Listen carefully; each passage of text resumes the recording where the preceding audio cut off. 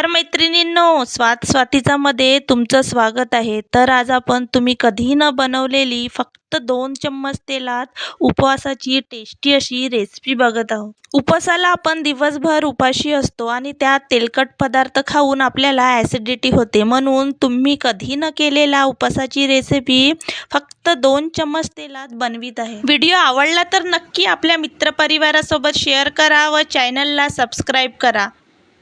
1 cup वरीचे तांदूळ घेतले. कॉटनच्या कापडाने स्वच्छ असे पुसून घेतले. मिक्सरच्या डब्यात टाकून बारीक करून घ्यायचे. अगदी बारीक पीठ नाही केले तरी चालेल. व त्याला बाउलमध्ये टाकायचं. अर्धा कप साबुदाणा घ्यायचा. 1 कप तांदूळ घेतले तर अर्धा कप साबुदाणा घ्यायचा. साबुदाणा पण मिक्सरच्या डब्यात टाकून बारीक करून घ्यायचा व त्यालासुद्धा बाउलमध्ये टाकून घ्यायचं.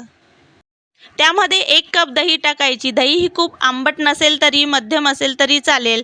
त्याच मापाने 1 कप पाणी घेऊन मिश्रणात टाकून द्यायचं.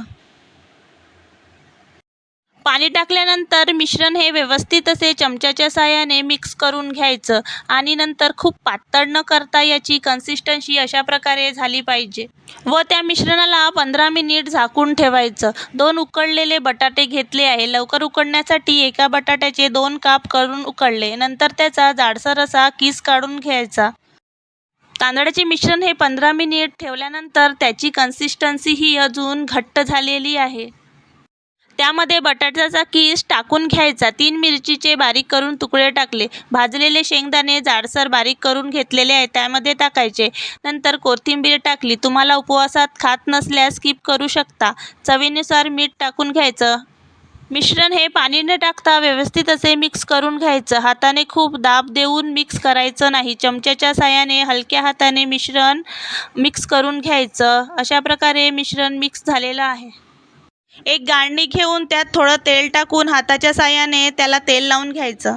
नंतर ते थोडं मिश्रण हातात घ्यायचं व ज्याप्रमाणे मुठे बनवतो तसे बनवून गाळणीत ठेवायचं. अशा प्रकारे एक करून त्या मिश्रणाचे मुठे बनवून घ्यायचं व पूर्ण त्या गाळणीत टाकून घ्यायचं. एका कढईत पाणी घेऊन त्याला चांगलं उकळू द्यायचं. नंतर त्यामध्ये गाळणी ठेवणे व त्याला झाकून ठेवायचं. सुरुवातीला गॅसची फ्लेम ही हाय ठेवायची व 10 मिनिटांनंतर लो मीडियम फ्लेमवर शिजू द्यायचं. अशा प्रकारे हे मुठे शिजलेले आहे. तुमचे शिजलेले नसतील तर तुम्ही 3-4 मिनिट अजून ठेवू शकता व याला 5 मिनिट थोडं थंड होऊ द्यायचं. 5 मिनिटांनंतर तुम्ही पाहू शकता खूप छान शिजून असे मऊसूत असे झालेले आहेत.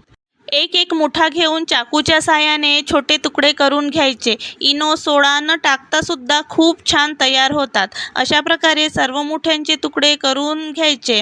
बाहेरूनच नाही तर आतून सुद्धा खूप छान असे शिजलेले आहेत. कढईत 2 चम्मच तेल टाकायचे. त्यामध्ये जिरं, 2 मिरच्या, पहिले सुद्धा मिरची टाकली आहे त्या अंदाजाने मिरची टाकायची. मिरचीला थोडं फिरवून त्यामध्ये मुठ्याचे तुकडे टाकून घ्यायचे व त्याला पूर्णपणे मिक्स करून घ्यायचं. मिक्स करून झाल्यानंतर एक वाफ येईपर्यंत व चांगले गरम होईपर्यंत त्याला फिरवून घ्यायचं. प्रत्येक वेळी उपवासात तेलातले पदार्थ न बनवता कमी तेलात तुम्ही कधी न बनवलेला नाश्ता टेस्टी आणि चव त्याची भारी आहे. म्हणून या उपवासाला तुम्ही नक्की बनवा व आपल्या मित्रपरिवारासोबत शेअर करा व लाईक आणि सबस्क्राईब करायला विसरू नका.